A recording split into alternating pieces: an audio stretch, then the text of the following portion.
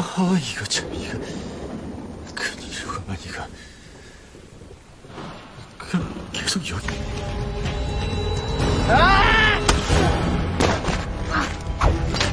Halo semua, jumpa lagi di channel Daun Film. Terima kasih yang sebesar-besarnya buat kalian yang udah ngeklik video ini. Dan selamat bergabung ke dalam pembahasan Donggi Part 10.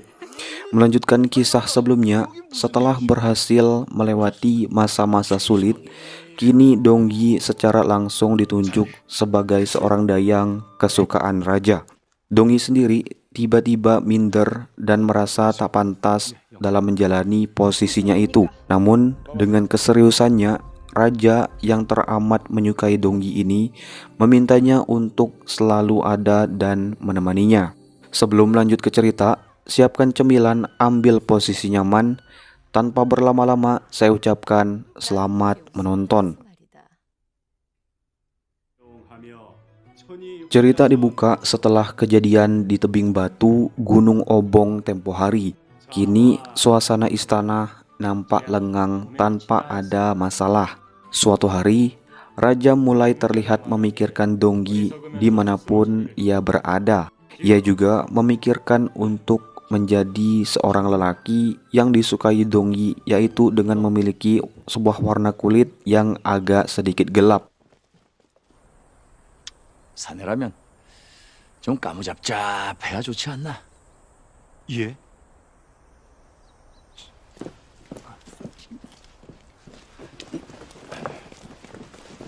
Donggi sendiri saat ini memilih waktu menyendiri untuk mempelajari hukum dan tata aturan yang berlaku di istana. Tiba-tiba beberapa orang dayang terlihat datang untuk mencarinya. Salah seorang dayang yang nampak kurang sehat itu membuat Donggi menyuruhnya untuk mengambil cuti. Namun dayang tersebut malah bersikukuh dan membawakan sebuah kabar istana.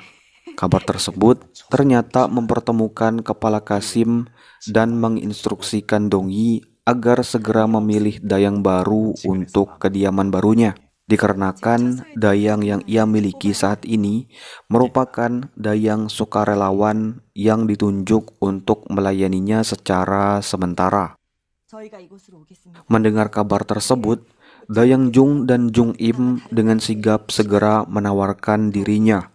Mereka bersedia untuk mengikuti Donggi kemanapun dan bersiap mengabdikan kemampuannya untuk melindungi Donggi dari kerasnya kehidupan istana. Namun, seketika keputusan itu ditolak oleh Donggi itu sendiri. Ia merasa bahwa kedua temannya itu terlalu berharga untuk dijadikan sebagai bawahan.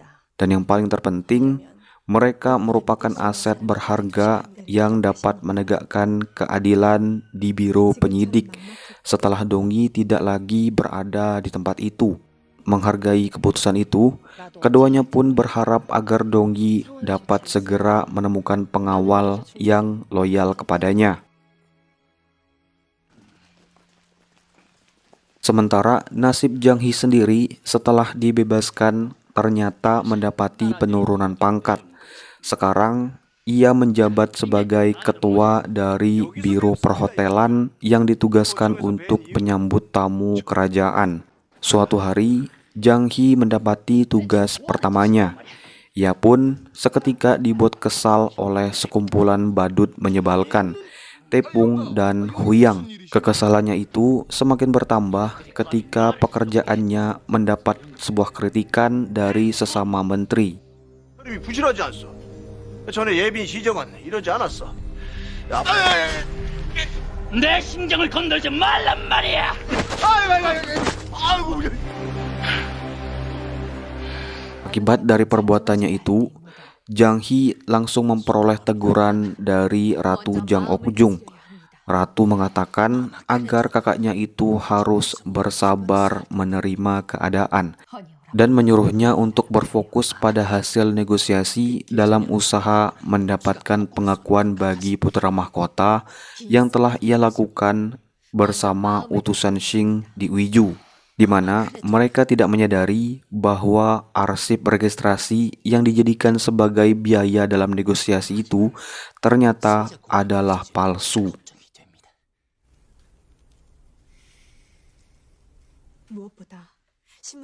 Saat itu, Dongyi yang memegang bukti tersebut segera memberitahukan kepada Yonggil.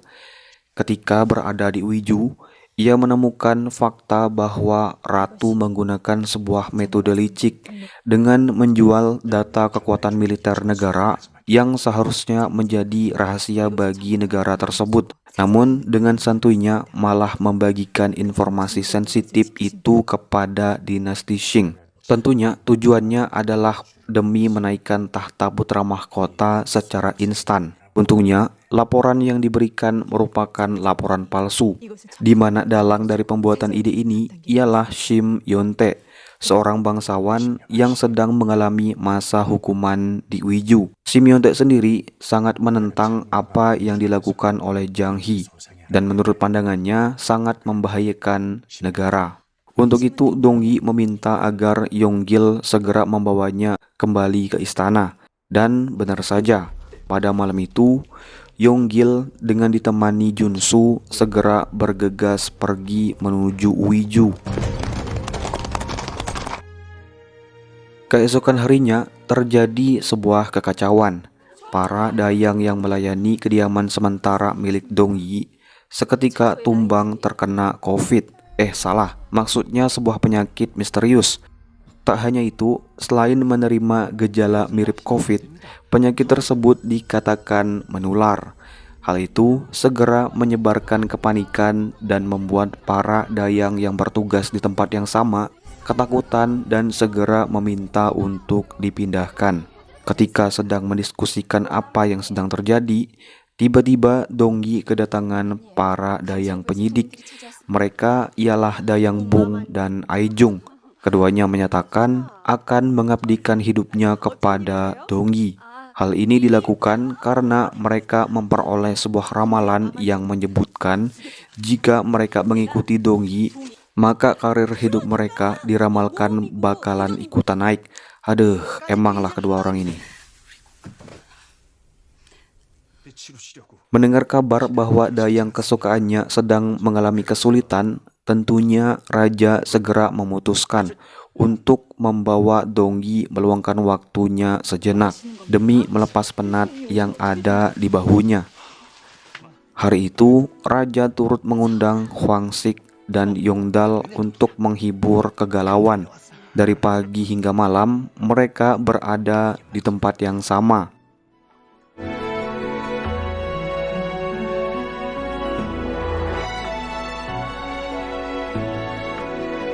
Hingga terjadi sebuah momen menyebalkan yang membuat raja merasakan kecemburuan yang luar biasa. Raja yang kesal segera memerintahkan anak buahnya untuk memotong tangan Yongdal. Tapi bohong, semua itu hanyalah candaan raja. Mereka pun terus menikmati suasana hingga tiba-tiba malam pun berubah menjadi hujan yang begitu deras, di mana mereka pun terpaksa meneduhkan diri di sebuah penginapan dan disebutkan tidak bisa kembali ke istana dalam waktu dekat. Terus apa yang akan terjadi? Tiba-tiba cerita pun dipercepat sehingga kita tidak mengetahui apa yang telah mereka kerjakan pada malam itu. Jadi apa yang sebenarnya terjadi?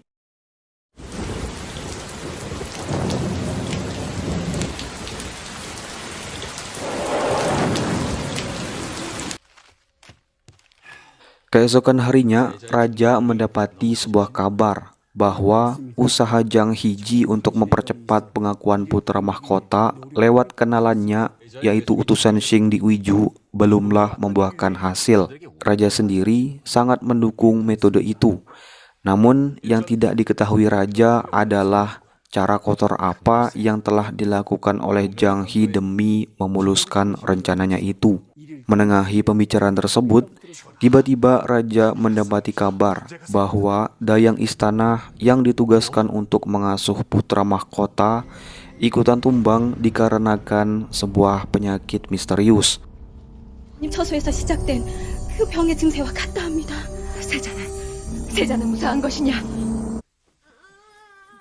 Hal itu segera dimanfaatkan oleh Ratu Jang Ok-jung untuk mulai mengkambing hitamkan Dong Yi. Dengan meminta izin raja, ia meminta untuk mengambil alih kasus tersebut, mengingat para dayang istana merupakan wilayah yurisdiksinya. Berasumsi bahwa penyakit tersebut bermula dari kehidupan Dong Yi, Ratu segera memerintahkan pengadilan untuk memulai memberlakukan karantina dan dengan cepat menginterogasi para dayang yang bekerja di sana.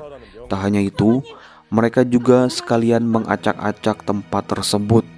Merasa dihina dan tak terima akan hal itu, Dong Yi memutuskan untuk segera menemui Ratu. 감히 여기가 어디라고?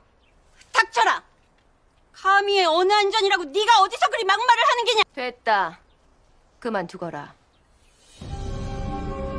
Dan setelah sekian lama, akhirnya kedua rival ini diberikan kesempatan untuk dapat bertegur sapa. Kedatangan Dong Yi sendiri memprotes tindakan Ratu yang terlihat semena-mena dan memintanya melepaskan orang-orang yang tak bersalah. Berkali-kali permintaan diucapkan, namun tak kunjung menerima jawaban, melainkan hanya makian. Dengan berbalutkan sebuah senyuman jahat, Ratu menampakkan kekuasaan dan kekayaan yang dimiliki. Ia berusaha menyudutkan Dong Yi seolah telah berusaha mencelakai putra mahkota. Sebagai bayaran jika gagal dalam mengungkap kebenaran, Dong Yi diharuskan untuk membayar keinginannya itu dengan menggunakan nyawanya sendiri. Tentu tantangan tersebut diterima oleh Dong Yi tanpa perasaan gentar sedikit pun, di mana hasil pertemuan ini membuahkan kesempatan waktu 3 hari untuk dapat membuktikan bahwa Dong Yi tidaklah bersalah. Di sisi lain, ternyata Ratu telah menyadari siapa dalang sebenarnya yang telah menyebabkan kekacauan di kediamannya Dong Yi. Orang itu tak lain tak bukan ialah ibunya sendiri, Nyonya Yun. Pada sebuah kesempatan, Ratu segera memberikan teguran atas tindakan sembrono ibunya itu karena telah menantang Dong Yi. Namun, bukannya segera menghentikan permasalahan yang ada, Ratu malah memilih meneruskan dan melanjutkan apa yang telah dikerjakan oleh ibunya itu. Menanggapi waktunya kini mulai berjalan, Dong Yi segera memulai penyidikannya. Tanpa ragu, ia memutuskan untuk berkonsultasi dengan biro penyidik. Walaupun semuanya nampak sia-sia, namun Dong Yi tetap mencoba untuk melakukannya. 마마님. Di lain kesempatan, terlihat juga Dong Yi melakukan pemeriksaan terhadap barang-barang serta perhiasan milik para dayang. Dan dalam sesekali, Dayang Bung yang menemaninya kala itu berharap agar hidup enak. Namun dalam candaannya, dengan lantang ia mengatakan bahwa akan sama saja jika ia bersama majikannya itu, karena ia mengetahui bahwa Dong Yi orangnya tidak bisa tinggal diam. Menyela pembicaraan mereka, tiba-tiba raja datang berkunjung. 전하.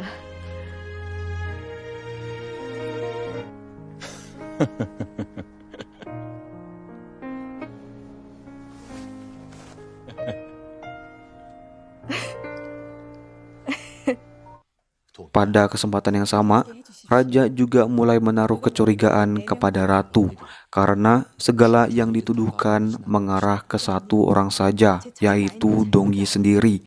Dan pada pertemuan itu, Dong Yi meminta agar raja tidak turut campur tangan karena sejatinya ia ingin membuktikan bahwa dirinya bersama para pengikutnya tidaklah bersalah. Setelah baru saja menikmati pertemuannya, Dong Yi kembali disambut oleh kasus serupa yang kini mulai menyerang dayang lainnya. 그럼 병이 난 라인들 근처에 간 적은? 없습니다, 마마님. Di sisi lain, Yonggil dan Junsu yang sedang membawa perintah rahasia ternyata berhasil tiba di Uiju. Namun mereka tidak menemukan Yonte di kediamannya. Yontek sendiri ternyata hendak digiring dan diputuskan untuk dilenyapkan dan dibuang ke tengah hutan oleh beberapa prajurit bayaran.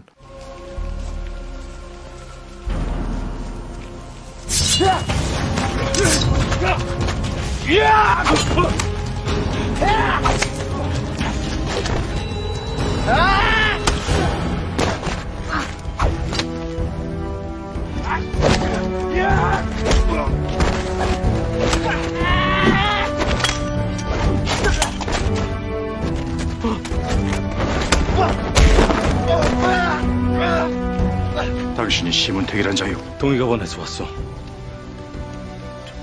동이라면 왜 갑자기 저들이 Setelah mengetahui ternyata bantuan ini berasal dari Dongyi, mereka segera bergegas kembali menuju istana. Dalam perjalanannya, mereka mendapati informasi bahwa beberapa kapal utusan Shing telah terlihat melintasi wilayah Sariwun, di mana wilayah tersebut merupakan rute langsung menuju ibu kota. Dalam sela istirahat selama perjalanan, Yontek menyadari bahwa pandangan Junsu seolah menyebutkan bahwa dirinya bukanlah seorang kakak bagi Dongyi, melainkan mata tersebut memiliki arti seorang yang menyukainya. Atas dasar tersebut, Yontek menyarankan agar Junsu lebih pandai menyembunyikan perasaannya. Kembali ke Dongyi yang masih dihadapkan pada situasi yang sama. Saat ini tiba giliran Aijung yang ikutan tumbang. Tentu hal ini semakin membuat Dongyi kebingungan dikarenakan ia kesulitan untuk menemukan penyebabnya. Pada satu kesempatan, beberapa dayang dapur membawakan makanan untuknya. Namun pada saat yang sama, ia menyaksikan salah satu dayang mengalami luka bakar di tangannya. Ketika hendak menolong dayang tersebut, seketika Dongyi menyadari bahwa kasus penyakit misterius belumlah pernah menyentuh dapur sama sekali. Berdasarkan asumsi yang ada, di mana dayang dapur aman dari penyakit ini dikarenakan mereka tidak boleh menggunakan kosmetik apapun.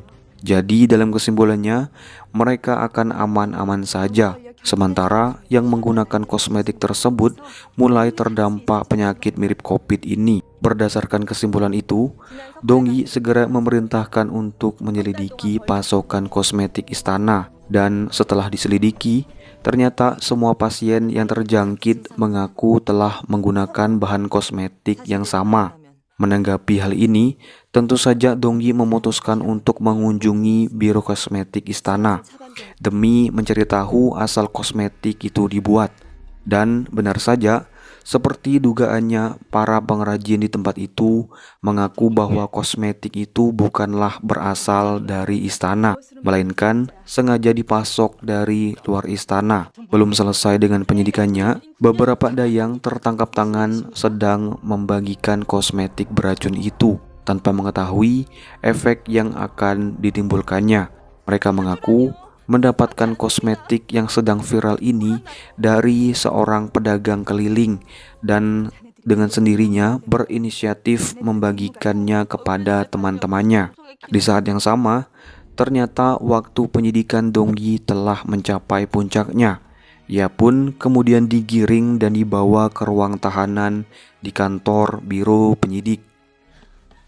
Sementara Dayang Bung yang telah memperoleh mandat untuk menyelesaikan kasus kosmetik yang digadang-gadang mengandung timbal tersebut, kini diperintahkan untuk segera menemui Sulhi.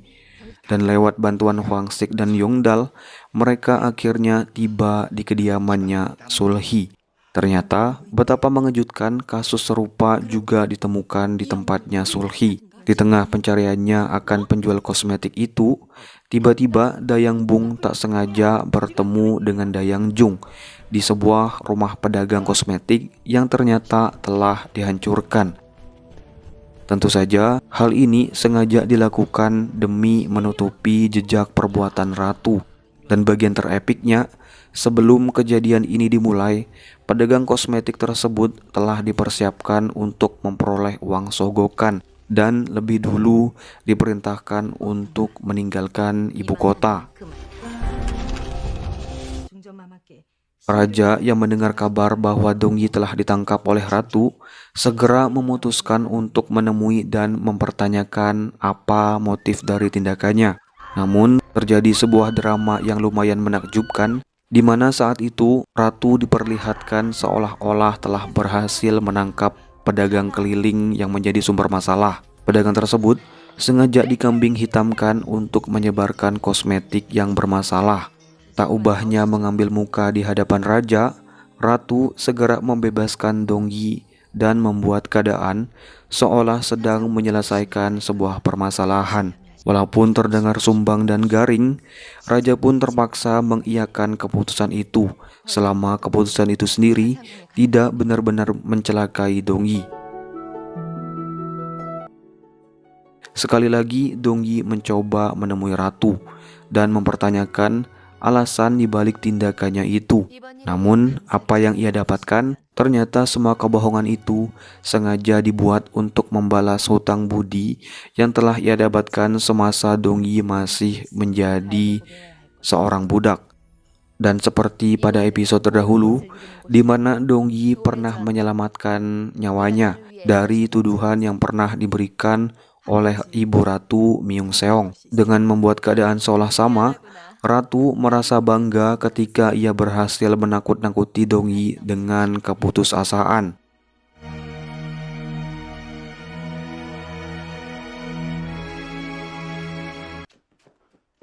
Sementara pada suatu hari, Jang Hee tiba-tiba dipanggil ke hadapan raja. Betapa terkejutnya ia ketika menerima pujian dari raja setelah berhasil mempercepat kenaikan tahta putra mahkota. Sebuah kabar baik di mana para utusan Qing hampir tiba di Joseon. Itu menurut pandangannya Jang Hee. Sementara Dongyi dan teman-temannya merasa bahwa kedatangan utusan Qing itu merupakan sebuah pertanda bahaya. Apakah arsip registrasi yang mereka miliki ini tidak cukup kuat untuk menggagalkan rencana Jang Hee? Nantikan kelanjutannya hanya di channel ini. Terima kasih yang sudah menonton hingga menit akhir. Jangan lupa untuk share dan bagikan video ini dan kasih like sebanyak-banyaknya. Walaupun bukan yang terbaik, dengan sedikit apresiasi akan menciptakan perasaan senang bukan kepalang. Terima kasih.